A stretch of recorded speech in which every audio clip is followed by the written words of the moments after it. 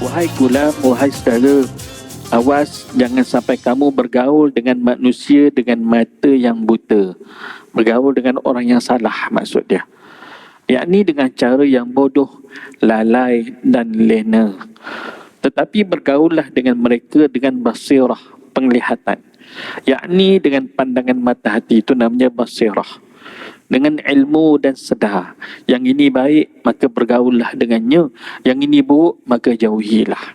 Assalamualaikum warahmatullahi wabarakatuh. A'udzubillahi samil alim minasyaitonir rajim. Bismillahirrahmanirrahim. Alhamdulillah rabbil alamin wa bihi nasta'in ala umuri dunya waddin. Wassalatu wassalamu ala asyrafil anbiya'i wal mursalin sayyidina Muhammad wa ala alihi wasahbihi ajma'in. Rabbi syrah li sadri wa yassir li amri wahlul 'uqdatam min lisani yafqahu qawli. Subhanaka la ilma lana illa ma 'allamtana innaka antal alimul hakim. La hawla wa la quwwata illa billahil aliyyil azim.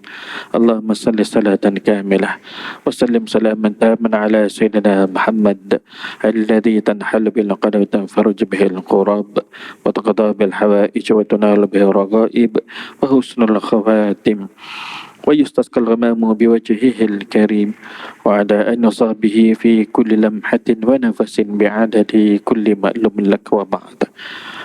Alhamdulillah, syukur pada Allah Subhanahu wa taala. Jumaat yang terakhir 2022. Apakah nyawa kita disambung pada 2023, kita tak pasti. Yang ada sekarang adalah masa sekarang, masa yang lepas tadi petang telah pun berlalu. Masa yang akan datang isyak pun belum kita pasti apakah kita ada ataupun tidak. Buka WhatsApp tadi sebentar, bila sampai saja di parking tu, tengok WhatsApp grup adik-beradik. Kan? Imam di kampung kami lah, Tanah Merah. Umur baru 43, 44 macam tu lah. Yang juga merupakan seorang peniaga ayam, ya, di Tanah Merah. Tepi simpang kampung tepi sungai, nak masuk ke kampung Sat, kedai dia di situ. Tengah mengajar kuliah sebelum fardu Jumaat. Tiba-tiba kena serangan jantung, tuan-tuan. Ambulan datang ambil di masjid, bawa ke hospital. Pukul 2.30. Inna lillahi wa inna ilaihi raji'un. Muda lagi, tuan-tuan.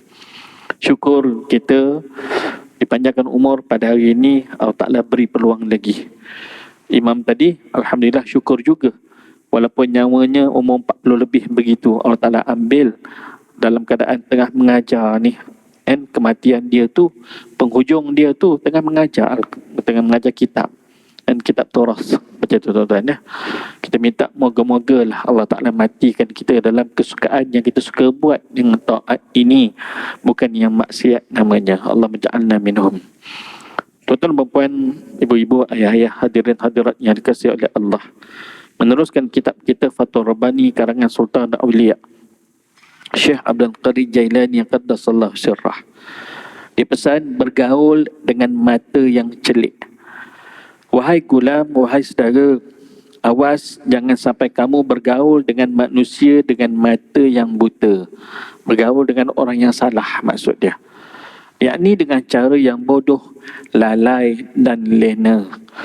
Tetapi bergaullah dengan mereka dengan basirah, penglihatan. Yakni dengan pandangan mata hati, itu namanya basirah. Dengan ilmu dan sedar. Yang ini baik, maka bergaullah dengannya. Yang ini buruk, maka jauhilah.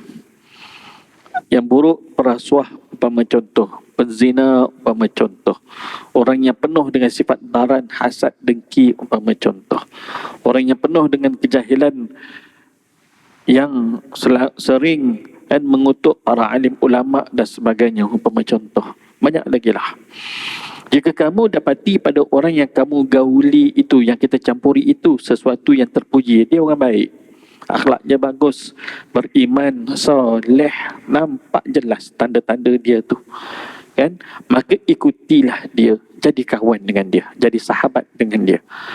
Jika kamu dapati padanya sesuatu yang boleh merosakkan kamu, maka tinggalkan dia dan tolak apa yang datang daripadanya. Begitu juga khabar-khabar daripadanya.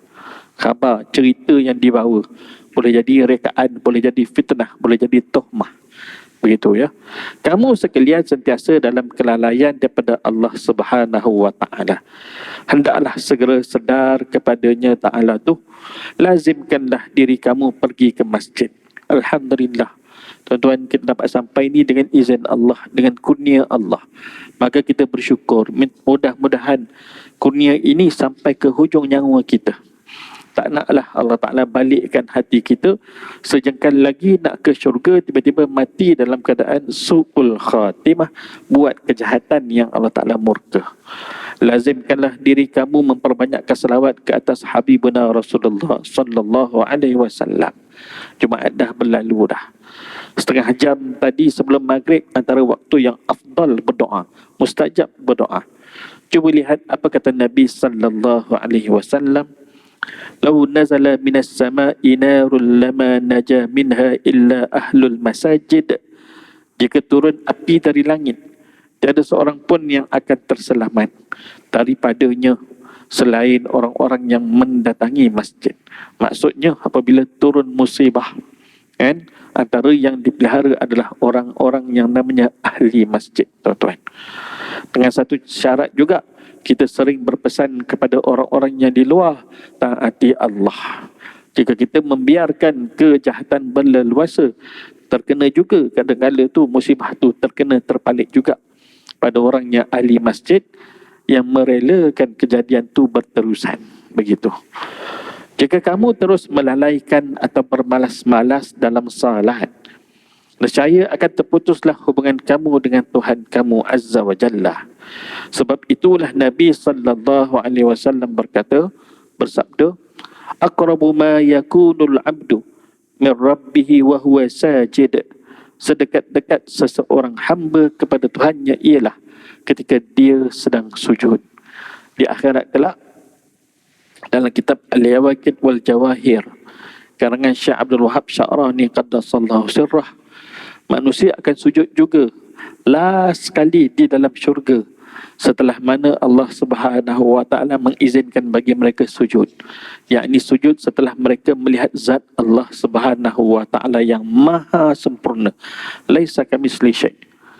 Baik, lalu sujud mereka itu 40 tahun lamanya, sujud yang paling nikmat. Itulah dia, tuan-tuan. Kita lazim solat fardu, kita lazim juga solat sunat. Solat fardu itu hak Allah, solat sunat itu hak hamba, hak kita. Kenapa kita buat solat sunat itu? Kadang-kadang kerana terdorong ramai orang buat, aku pun nak buat. Kenapa buat tu? Kerana ayah pesan suruh buat. Tapi ada orang dia buat bukan kerana pesan, bukan kerana ramainya orang, tapi dia buat kerana syukur dia kepada Allah Subhanahu wa taala. Yang ini yang sebenarnya kita nak buat bukan kerana orang, tetapi semata-mata kerana Allah, kerana syukur. Hamba Allah yang paling bersyukur adalah Rasulullah sallallahu alaihi wasallam. Sebab itulah sujud baginda, solat baginda lama. Sujud baginda pun lama. Solat baginda hingga bengkak-bengkak kakinya. Ketika mana dia baginda solat sendirian, kita bengkak juga, gaut rupa-rupanya. Oh, jauhnya lain beza kita dengan Rasulullah sallallahu alaihi wasallam.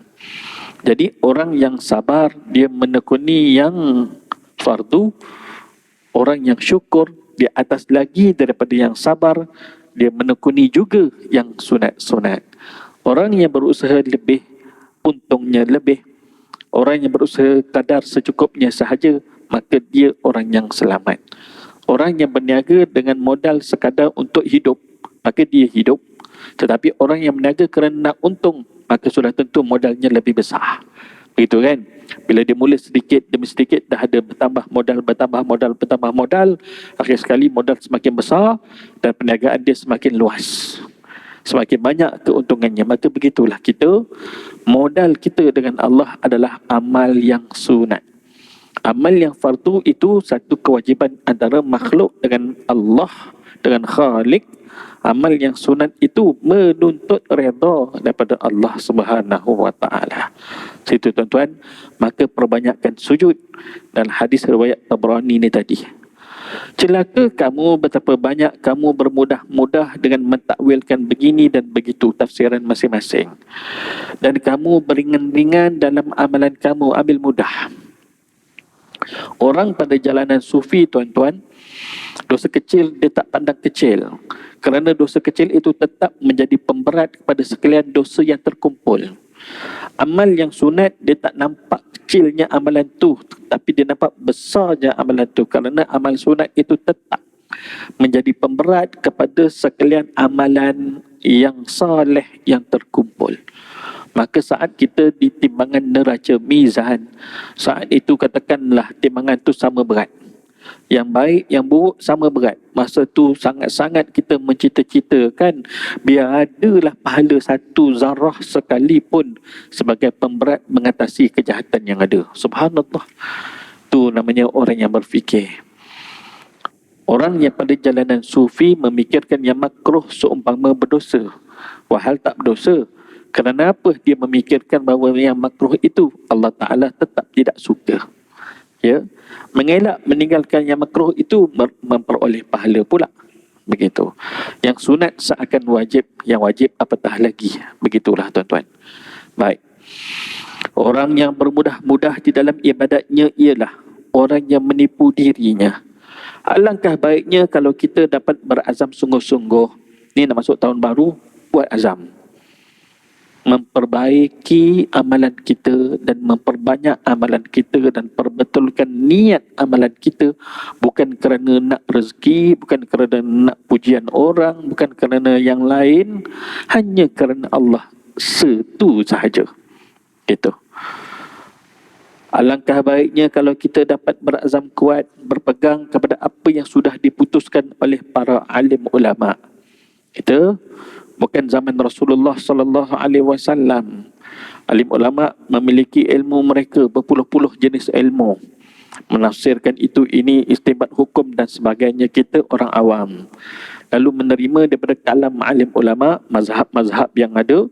Jangan kata pula daripada kalangan kita, aku tak nak mazhab, aku nak ikut Quran, aku nak ikut sunnah. Takwil ikut suka hati dia, punah jadinya. Dan musnah jadinya. Kita bukan alim ulama, kita mengikut akan mereka sahaja. Al-ulama warasatul anbiya. Ulama itu pewaris Nabi. Maka apabila kita mengikut ulama, bermakna kita mengikut Nabi sallallahu alaihi wasallam. Situ duduk dia. Kita seumpama orang yang menggunakan air paip yang bersih, yang telah ditadah daripada punca sungai, umpama contoh, air terjun, umpama contoh, kawasan tadahan hujan, umpama contoh, yang telah dirawat airnya dengan penapis dan buang segala sampah, daun, kayu dan sebagainya, dan kemudian dirawat pula dengan klorin, dengan sukatan-sukatan yang tertentu, dan diuji pula kadar pH air itu sampai kat kita jernih dan boleh minum dengan selamat. Begitulah kita mengambil segala benda yang telah diatur susun oleh para alim ulama. And kalau kita nak mendakwa diri kita nak hanya Quran dan hadis, samalah kalau macam tu, jangan guna air paip kat rumah, pergi dekat punca air terjun tu. Gitulah jawabnya. Baik. Lalu kita pun mengikhlaskan amalan kita kepada Allah. Nescaya kita juga akan terselamat dari siksa Tuhan. Tetapi jika kita mengambil mudah dan meringan-ringan diri dalam beramal, kita akan hanyut dan semua orang akan hanyut sama sekali menurut kita. Dan dalam khutbah hari ini pun, siang tadi ceritakan tentang golongan liberal yang mengambil agama ini mengikut faham diri sendiri. Ini rosak. Dan fahaman-fahaman ni akan wujud sampailah ke akhir zaman. Cuba lihat pada zaman kita, zaman orang yang suka bermudah-mudah dan meringan-ringan. Tiada lagi zaman keazaman, riak dan nifak berada di mana-mana.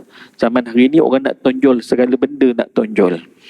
Ada orang yang suaranya bagus, qari, ya, azan buat live Facebook, nak tunjuk azan dia tu bagus tak bagus. Ada macam ni. Kita tegur juga dalam Facebook kita, dia buat tak tahu je. Kan, peduli apa? Gitu kan.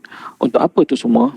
Cukuplah kita azan, saksi segala tiang ni, segala daripada mana jauhnya sampai suara azan kita tu, setiap makhluk sama ada yang terbang di langit, yang melata di bumi, serangga-serangga, tumbuh-tumbuhan, biji butir pasir, semuanya menjadi saksi. Tak perlulah nak tayang dekat Facebook tu. Untuk apa? Kan? Mabuk populariti. Jangan. Yang bersedekah begitu juga. Lainlah kerana dia membawa amanah orang, maka dia tunjukkan amanah tuan-tuan telah saya sampaikan. Gitu tak apa. Itu dia. Dan supaya apa? Orang nak menyumbang lagi sampai manfaat kepada fakir miskin dan sebagainya. Gitu.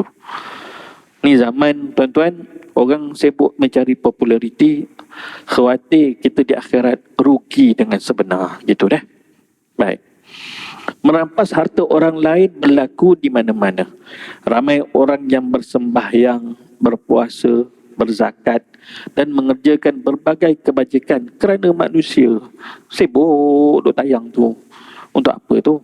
Bukan kerana Allah akhirat nanti dapat ke pahala. Apa kata Allah? Kamu mintalah pahala daripada orang yang kamu tunjukkan amal kamu. Apakah boleh dia bagi pahala? Nahi, tak ada. Bala bolehlah. Kebanyakan yang berlaku pada alam ini antara manusia dengan manusia lupa terus pada Allah. Tiada kaitan sama sekali dengan Tuhannya. Jelaslah kamu sekalian umpama orang yang mati. Orang yang mati hatinya. Hati kamu hidup, namun jiwa kamu, batang tubuh kamu hidup, namun jiwa kamu dan nafsu kamu mengejar dunia. Tak nampak dah. Sebenarnya hidupnya hati itu dengan mengeluarkannya dari bergantung kepada manusia serta berdiri dengan Allah Azza wa Jalla dalam semua pengertian. Sebenarnya manusia ni ketandaan kuasa Allah. Setiap makhluk yang ada depan mata kita ni ketandaan kuasa Allah. Yang mana makhluk ni sifat hakikatnya sebenarnya tak ada. Dia diadakan. Jadi yang sebenar-benar ada siapa? Allah. Kenapa bersibuk dengan manusia? Bersibuklah dengan Allah. Itulah. Allah Ta'ala tak pandang cantik, comel seseorang tu. Allah Ta'ala pandang ni. Hati yang jujur, yang amanah dengan Allah, yang bersih amal dia. Mi'raj sampai kepada Allah. Tetapi hati yang bercampur-campur, maka tidak akan sampai amalan tersebut. Sebab tu kita tengok kadang-kadang makan masa lama nak jadi baik tu. Sebab banyak yang tak bersih sebelum ni, sehinggalah dia betul-betul bersih. Kan? Maka bersih dia tu lama nak capai dia tu. Baik. Sebenarnya hidupnya hati itu dengan mengeluarkannya daripada bergantung dengan manusia. Berdiri dengan Allah Azza wa Jalla dalam semua pengertian. Sebab gambaran diri tiada dikira bila berdiri di dalam maqam ini. Hidupnya hati dengan menurut perintah Tuhan dan berhenti dari larangannya yang dibuat. Lalu bersabar di atas bala bencana yang ditimpakan. Ya, ada benda yang kita kena lalu. Pertama, meninggalkan perkara yang dilarang. Kedua, menekuni perkara yang disuruh. Amalkan. Ketiga, apabila ada bala bencana, musibah, sabar. Kerana dalam proses tu semua, Allah Ta'ala mengampuni dosa satu, Allah Ta'ala mengangkat darjat satu. Baik. Dan juga takdir keputusan yang ditetapkannya Ta'ala kepada diri kita ni.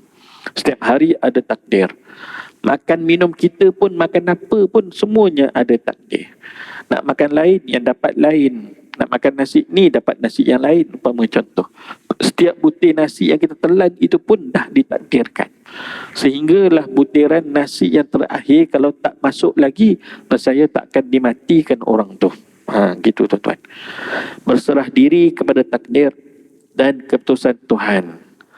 Wahai gulam, wahai saudara, serah diri kepada semua takdir Tuhanmu.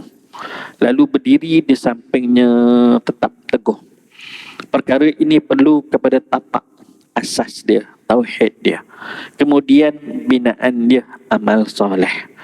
Biasakanlah diri kamu seperti itu pada semua masa. Kan? Jangan kira masa ada orang, masa tak ada orang. Tak. Ada orang ke tak ada orang ke, Allah Ta'ala tetap ada. Maka jaga amalan kita tu kerana Allah, bukan kerana orang. Baik.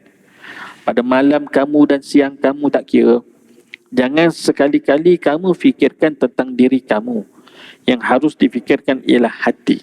Bukan kita fikirkan jasad tubuh badan kita ni, kan? Tapi hati kita berhubung dengan Allah tetap tak putus.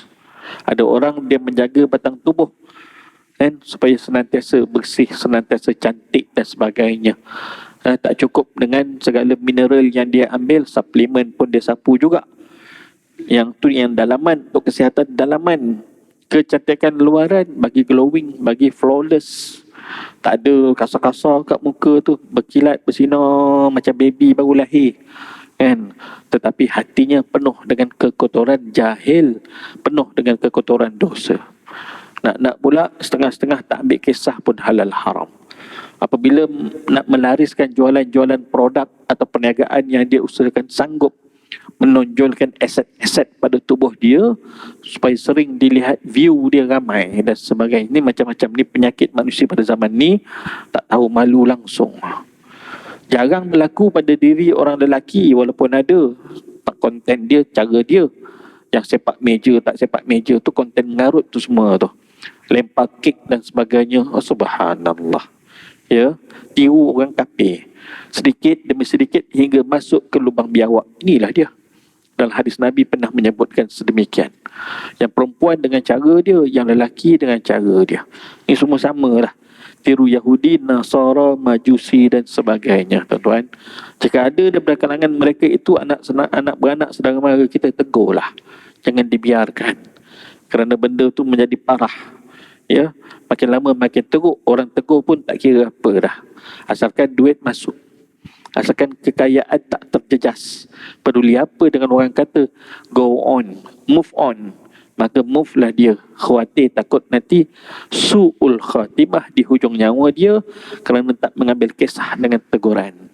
Kerana teguran itu apabila ia benar, sebenarnya ia datang daripada Allah. Kan? Takkan Allah Ta'ala nak datangkan satu suara macam halilintar macam tu baru nak beriman, baru nak sedar, baru nak rasa takut dengan Allah. Allah Ta'ala hantar manusia sahaja. Kadang-kadang yang dihantar tu orang yang namanya tukang sapu. Kadang-kadang yang dihantar tu orang yang sama taraf atau orang yang lebih. Manusia ni berbagai-bagai jenis, tuan-tuan. Ya. Ada orang apabila dia menerima taufik dan hidayah, berubah seorang gangster menjadi seorang pengurus jenazah. Ada orang daripada kaki judi ke sana kemari berkhidmat dalam jabatan kerajaan, tapi kaki judi, seorang kerani, kan, hinggalah umurnya 40 tahun. Dulu kat mana saja ada berita orang soleh meninggal, sanggup pergi menurun nombor, kan, pergi, tak dapat pun nombor tu, kan.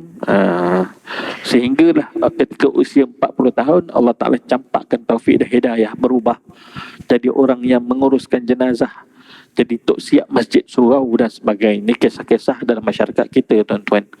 Dan sehinggalah pernahlah orang tu dia diuji ketika mana sedang mengkafankan jenazah, keluar nombor ekor atas kain kafan tu. Bukan main, tuan-tuan, ujian. Keluar nombor ekor atas kain kafan. Tak kepelik tu. Alhamdulillah dia tak ambil nombor tu, tapi dia hafalnya. Apa pula? Dia hafal tu sebab nak tengok keputusan naik nanti keluar ke tak nombor ni, tuan-tuan. Keluar jackpot nombor tu rupanya. Ini kisah ni lama dah. Orang tu beritahu saya, sekarang dia pun dah umur 60 lebih dah. Maknanya pada umur 40 tahun, ni sekarang dah 60, dah 20 tahun kisah tu berlalu, tuan-tuan, ya. Subhanallah. Dalam sepanjang dia bertaubat tu, dia telah menguruskan jenazah 480 orang yang telah dia uruskan. Subhanallah. Allah Ta'ala boleh campak taufik hidayah pada sesiapa yang dia kehendaki. Lalu kita hanya anti bukan pada batang tubuh. Kita bukan anti pada batang tubuh pelaku maksiat. Kita anti kepada diri maksiat tu. Itu kan. Dan kita jangan menafikan keakuan diri kita. Dalam keadaan kita mampu beramal ini, padamkan diri kita. Tengoklah bahawa Allah Ta'ala yang menentukan kita dapat beramal soleh tu. Gitu, tuan-tuan. Baik. Yang harus difikirkan ialah hati kamu. Jika engkau dapatinya berbuat baik, syukurilah Allah kerana itu. Dan jika kamu dapati melakukan yang buruk, maka segeralah bertaubat. Kenapa Allah Ta'ala datangkan juga berlaku buruk pada kelakuan kita, tuan-tuan? Baik buruk hakikatnya ketentuan Allah benar. Tapi dalam bahasa syariatnya, beradab dengan Allah, dan kesalahan itu aku yang pilih. Fa'alhamha fujuraha wa taqwaha. Allah Ta'ala ilhamkan pada diri makhluknya tu, hambanya tu, jalan-jalan kejahatan dan jalan-jalan kejahatan dan jalan-jalan kebaikan. Dan Allah Ta'ala ilhamkan, pilih ya. Dalam pada pilih tu, Allah Ta'ala kuasa pada menentukan. Ada masanya kita terjatuh di dalam maksiat, lalu bersegera dengan taubat. Sebab Allah Ta'ala nak zahirkan maha penerima taubat. Situ rupa-rupanya. Lalu jangan putus asa dengan taubat, bertaubatlah saban hari. Dosa kecil pasti ada, silap-silap dosa besar hari-hari kita buat. Itu ya. Baik. Dan fikirkan dirimu yang salah itu, ketika itu akan hiduplah agamamu dan matilah syaitanmu. Apa dia matilah syaitanmu tu? Nafsu, syahwat yang menggila tu. Sebab itu juga dikatakan berfikir sesaat lebih utama dari beribadat semalaman. Itu tuan-tuan ya. Mujahadah, berfikir sebentar, apa salah aku hari ni yang telah aku buat, celik mata sampai nak tidur balik. Ingat, recall balik satu-satu. Ni banyaknya salah rupa-rupanya. Kan? Ambil duit RM5 masuk tabung, ni untuk surau kita, bubuh dulu dalam tabung kat rumah tu, cukup sebulan masuk dalam tabung surau. Ini sebagai apa? Kafarah, ya Allah, aku denda diri aku kerana melakukan kejahatan pada engkau. Macam tu tuan-tuan. Istighfar lah. Wahai umat Muhammad sallallahu alaihi wasallam, syukurilah Allah Azza wa Jalla kerana dia telah memadai dengan amalan kamu yang sedikit. Allah Ta'ala terima. Bila dibandingkan dengan amalan orang-orang yang terdahulu daripada kalangan kamu, hidup dia orang lagi lama, amalan dia orang lagi banyak. Kita ni dah lah umur pendek, tuan-tuan. Kan? Paling tinggi lah sekarang ni 90, 100, ada 110 baru ni. Orang Kelantan 110, tuan-tuan. Sihat, segar bugar lagi, mata terang lagi, Masya Allah. Tu dia buat kerja kampung. Gitu. Orang dulu-dulu, zaman dulu-dulu, ratus-ratus tahun umur. Ratus-ratus tahun umurnya. 700, 800, 1400, 900 tahun, 960 tahun, 940 tahun. Dan Nabi Nuh alaihissalam 960 tahun. Cuba bayangkanlah kalau zaman kita hari ini, umur manusia duduk main 500 tahun. Contohlah, muflis kerajaan nak bayar pencen. Apakah? Tak mati-mati lagi pakcik ni rupa-rupanya. Kan? Subhanallah. Tapi umur kita pendek sahaja. Dalam pada umur kita pendek, Allah Ta'ala gandakan amal-amalan tu.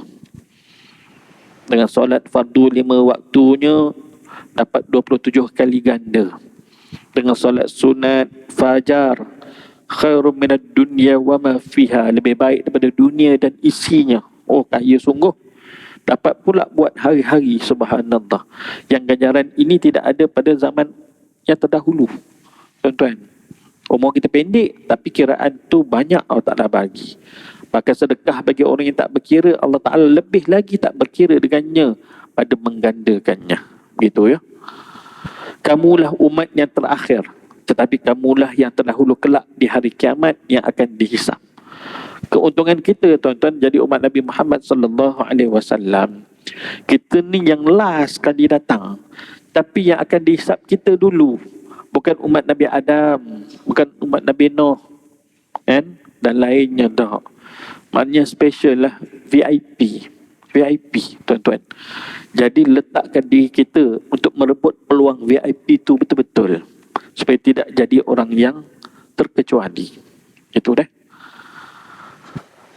Siapa di antara kamu yang sahih, yakni yang bersih, yang murni, yang suci hati dia tu, jadi yang sahih seumpamanya, kamulah pemimpin-pemimpin dan selain kamu dari umat-umat menjadi rakyatnya.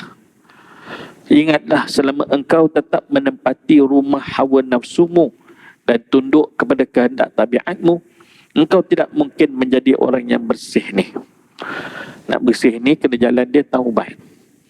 Nak bersih ni kena jalannya ilmu, memiliki ilmu kefahaman tentang tauhid kepada Allah.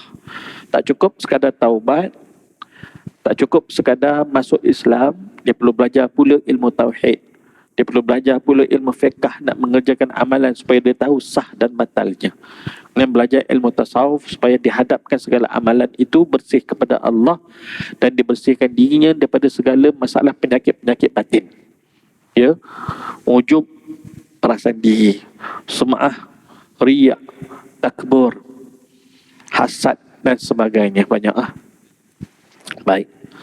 Selama engkau berebut-rebut apa yang ada di tangan orang lain, masih lagi ada hasad tengok orang tu rasa benci dia dapat, kenapa aku tak dapat? Rakan sekerja, satu pejabat umpama contoh. Engkau ingin mencapainya dengan riakmu dan nifakmu. Kan ada bendanya begitu. Engkau tidak akan menjadi orang yang sahih, orang yang bersih hati. Bila orang yang bersih hati ni, dia kata apa? Ya Allah, jika dia memperoleh nikmat tersebut, sudilah kiranya memberi nikmat yang sama kepada aku. Gitu. Ini tak minta tanggal nikmat daripada orang tu pergi kat kita. Itu namanya orang yang dengki, orang yang khianat. Itu ya. Dalam perniagaan berlaku kadang macam tu tuan-tuan ya. Antara yang viral-viral dalam YouTube dan sebagainya lah. Niaga nasi lemak, datang dengan anak, dengan mak, maki kawan ni. Oh macam-macam lah. Dan dah viral, dia datang balik, dia kata, makcik sebenarnya bukan cakap macam ni. Benda dah viral, orang tengok sendiri depan mata, nak kata apa. Kan? Setiap orang dah diatur rezeki, tak payah gaduh-gaduh. Tak payah gaduh-gaduh. Kan? Apa nak kecoh-kecoh?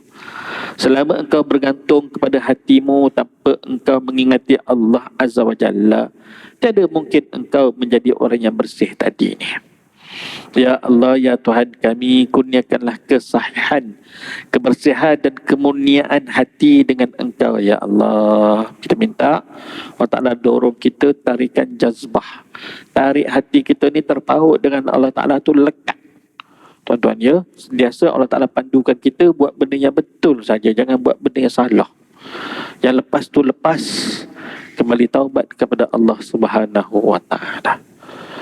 Ya Tuhan kami, kurniakanlah kami kebaikan di dunia dan kebaikan di akhirat. Rabbana atina fid dunya hasanah wa fil akhirat hasanah wa qina azabannar, dan selamatkanlah kami dari siksa api neraka. Selesai ada bab yang tu. Majlis yang ketiga, keutamaan bukan dengan kekayaan. Bismillahirrahmanirrahim.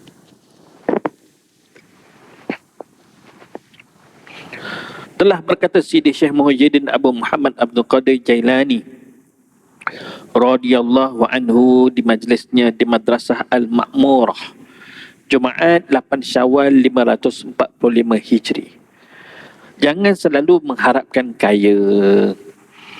Wahai manusia yang fakir, wahai manusia yang miskin, jangan sampai engkau mengharapkan menjadi kaya kerana mana tahu itu akan menyebabkan kecelakaan bagimu. Orang suka kaya kan? Suka. Tapi biarlah kalau nak kaya tu ada beralas. Ya Allah, kurniakan aku kekayaan daripada rezekimu yang melimpah ruah, yang halalan tayyiban, agar dapat daripada kemurahan rezeki itu aku menolong bantu orang-orang yang susah. Biar ada sandaran nak buat amal tu, tuan-tuan. Jangan semata-mata minta kaya saja. Takut nanti jadi terbalik. Kan? Begitu juga orang yang minta kita carikan jodoh untuk dia. Dan dia nak kalau boleh orang yang boleh senangkan hidup dia lah. Kita pun carikanlah. Cari-cari dengan fardu takdir Allah, dapatlah. Orang tu memiliki kereta yang boleh tahan, hebat keretanya. NBM, Alphard, rumah banglo sebiji. Macam tu kan.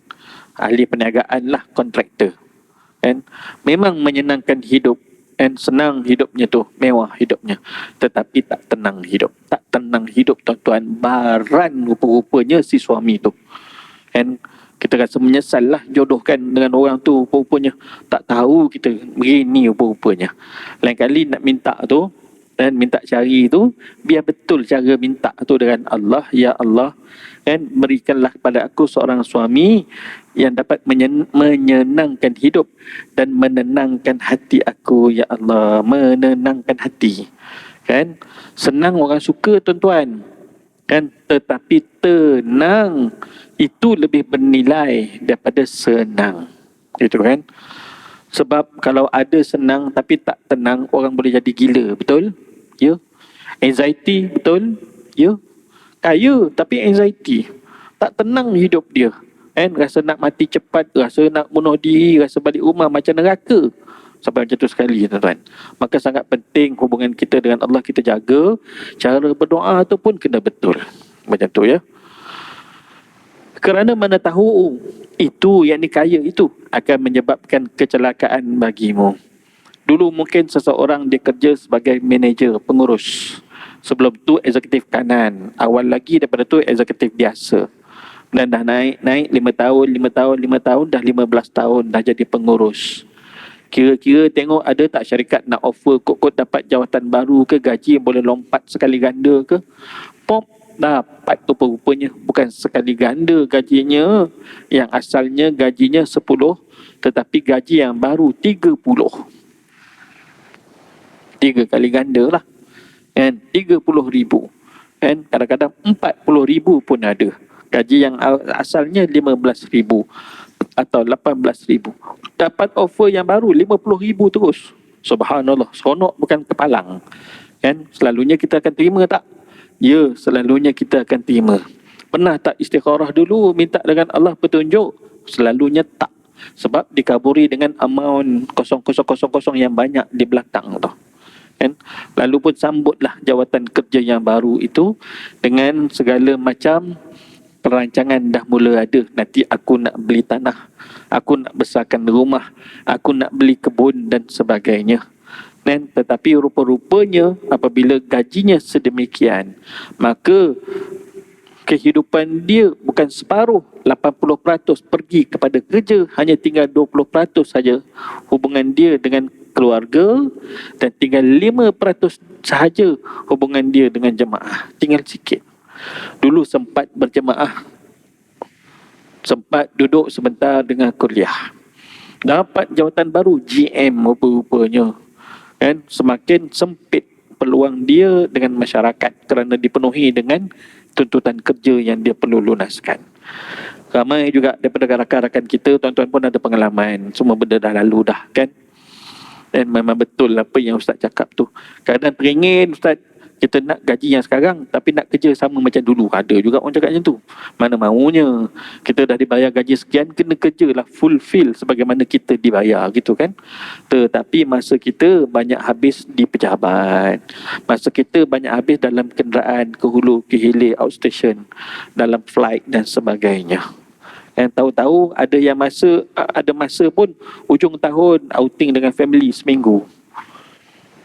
Bila ke masjid suraunya hari Jumaat saja yang sempat. Hari Jumaat, solat fardu Jumaat.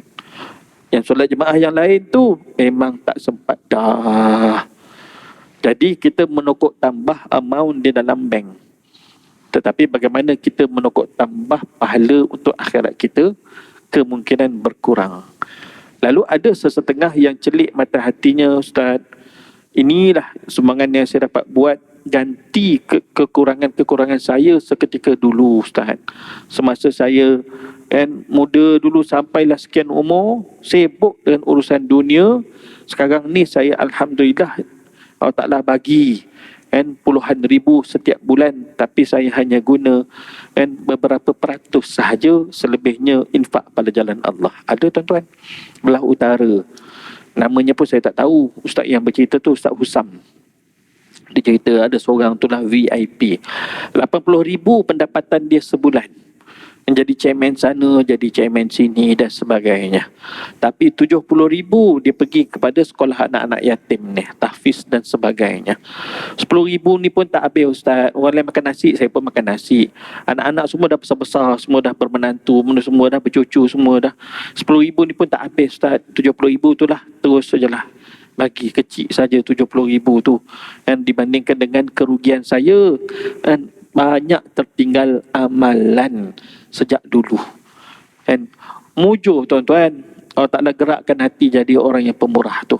Namun ada tak orang yang tetap kental hatinya, tak akan bagi langsung? Ada. Ataupun sekadar melunaskan yang wajib, namanya zakat, ada juga. Melunaskan yang wajib, selamat.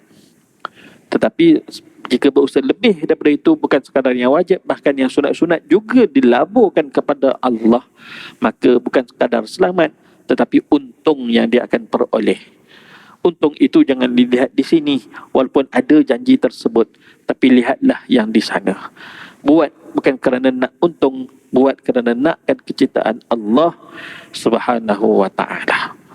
Kan kalau kita baca kitab Fadail Amal, segala macam fadilat-fadilat ada kan, itu untuk peringkat permulaan, nak menggemarkan kita, menarik kita pada beramal. Tapi setelah mana dah lama tu, padamkan segala fadilat-fadilat tu. Aku beramal kerana aku nak keredaan Allah kepada diri aku yang dah banyak sangat dosa sejak dulu ni. Situ baru betul tuan-tuan. Bila Allah Ta'ala reda, tak minta pun Allah Ta'ala bagi. Wa may yattaqillah yaj'al lahu makhraja wa yarzuqhu min haitsu la yahtasib. Wa may yatawakkal 'ala Allah fa huwa hasbuh. Innallaha balighu amri. Qad ja'alallahu likulli syai'in qadarah. Kan ayat 1000 dinar. Orang selalu gantung di rumah ada, restoran ada. Ayat ni menuntut dia cerita apa? Barang siapa yang bertakwa tu, Allah Ta'ala bagi jaminan bagi diri dia. Jalan keluar daripada masalah-masalah boleh diatasi dengan mudah dan sebagainya. Bahkan Allah Ta'ala bagi dia jalan rezeki daripada punca yang tak disangka-sangka. Tu dia. Allah Ta'ala janji tak pernah mungkir, tak pernah mungkir. Kan? Tak bagi sini, sana pasti akan bagi. Bagi, tetap bagi. Bila itu dalam rahsia Allah. Itu dah kan? Yang penting, jadilah hamba kepada Allah yang bertakwa. Baik. Dan engkau pula, wahai orang yang sakit, jangan sampai engkau mencita-citakan afiat, cita-citakan sihat. Kerana mana tahu itu akan menyebabkan kecelakaan bagi kamu. Apa maksud dia? Kita kalau sakit mesti nak berubat kan? Betul. Masa kita sakit, kita ingat tak Allah? Masa kita sihat dulu, ingat tak? Setengah orang, bukan semua, setengah, sebahagian. Masa sihat, lupa kerana dunia populariti dia. Dan dia lupa dengan kemewahan, dengan follower yang ramai, peminat-peminat sekeliling. Kan tengok aja muka, orang datang dan minta bergambar, selfie dan sebagainya. Kan? Tiba-tiba top jatuh sakit, baru nak ingat Tuhan. Job dah tak dapat dah, minta derma sana, derma sini, umpama contoh orang pun sumbang dan orang doakan. Ketika sakit ingat Allah, pop tiba-tiba minta sembuh, Allah Ta'ala bagi sembuh. Doktor pun beritahu setelah kamu melalui proses kemoterapi, radioterapi dan sebagainya, kami mengesahkan bahawa kamu telah bebas daripada kanser. Contoh ni yang nak beritahu ni. Kan? Seronok bukan kepalang tuan-tuan. Masa sakit, tutup auratnya. Tiba-tiba bila dah sembuh, doktor dah isytiharkan dah telah bebas daripada kanser. Buat statement, aku mesti kembali menjadi diri aku yang dulu. Diri aku yang dulu tu yang macam mana? Yang free hair tu. Tak tutup aurat dengan betul, dengan sempurna tu. Kan? Sebab itulah apabila kita ingat Allah masa sihat, Allah Ta'ala ingat kita masa sakit. Tetapi kalau kita ingat Allah hanya semasa sakit, khawatir apabila sembuh, lupa balik Allah Subhanahu wa Ta'ala. Itulah dia. Sebab tu ada daripada kalangan para wali Allah, ada orang datang meminta air tawar, air penawar. Ada yang minta doa dan sebagainya. Dan lalu tiba-tiba dia bertanya, wahai Tuan, kami lihat Tuan selalu buat air ni, ubat itu dan sebagainya untuk merawat orang kampung, orang-orang yang datang berhajat. Dan kami lihat ramai yang sembuh dengan izin Allah. Tetapi kami lihat Tuan sendiri sakit. Kenapa Tuan tak rawat diri Tuan sendiri? Apa kata dia? Dan aku bersyukur dengan sakit yang Allah Ta'ala bagi. Kerana sakit inilah aku ingat kepada Allah, tak terlupa pun barang sedikit. Aku khawatir kalau aku sihat, aku terlupa walaupun sesaat. Oh, terdiam terus tuan-tuan orang yang datang tu. Terdiam terus. Habis lah. Itu makam dia orang, bukan makam kita tuan-tuan. Makam kita sakit sikit pergi beli Panadol lah dan sebagainya. Silakan, tak ada masalah pun yang tu. Tu kan. Tapi ingatlah, dalam kesakitan itu adanya penghapus dosa, dalam masalah yang datang dan sebagainya juga adalah penghapus dosa, dan bukan semuanya itu penghapus dosa, ada juga sakit kerana mengangkat darjat, kan, yakni golongan-golongan arif billah, golongan khawas, lebih-lebih lagi khawasul khawas, kan, kalangan para nabi alaihi wassalatu wassalam. Baik, pakai akalmu dan pelihara buah amalanmu, maintain, nescaya akan dipuji hal keadaan kamu tu. Susah senang macam mana pun, amalan jaga elok-elok. Kaya miskin macam mana pun, amal yang fardu tu buat, yang sunat tu buat, jangan terkurang. Memadailah dengan apa yang ditentukan Tuhan buatmu. Dalam takdir itu adanya rezeki sekian banyak, adanya jodoh yang telah diatur susun dan sebagainya. Ini proses dalam nak menuju kehidupan ni proses yang akan kita lalu. Dan jangan minta lebih daripada itu. Nak minta tu tak salah, tapi biar betul cara minta. Sebab semua yang direzekikan Tuhan buatmu lantaran permintaan itu, nescaya boleh menjadi kotor dan keruh. Boleh terbalik kalau kita dapat. Ya. Dan ingatlah bahawa aku sudah mencuba semua ini. Syekh Abdul Qadir Jalani dah lalu dah proses ni.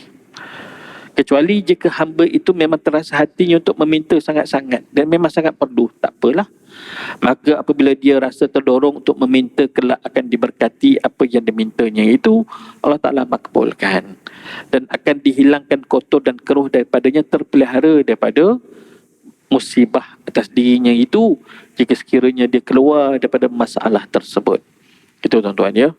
Dalam hidup kita ni perlu sabar, perlu berusaha dan bertawakal kepada Allah. Jadilah hamba yang bertakwa, bukan hanya di depan makhluk, di belakang orang pun sama. Kerana makhluk ini sifatnya sebenarnya tak wujud pun. Yang sebenar-benar wujud Allah Subhanahu wa taala. Mohon maaf, kita akan sambung lagi akan datang. Aku qouli hadza wa astaghfirullahal azim li wa lakum. Wassalamualaikum warahmatullahi wabarakatuh. Bismillahirrahmanirrahim. Allahumma faqqihna fid din waftah lana futuhal arifin waj'al a'malana khairan liwajhikal karim. Allahumma arzuqna fahman nabiyyin wa hirzal mursalin wa ilhaman malaikatil muqarrabin bi rahmatika ya arhamar rahimin. Wa sallallahu ala sayyidina Muhammad wa ala alihi washabbihi baraka wa sallam. Alhamdulillahirabbil alamin. Taqabbalallahu minna wa minkum.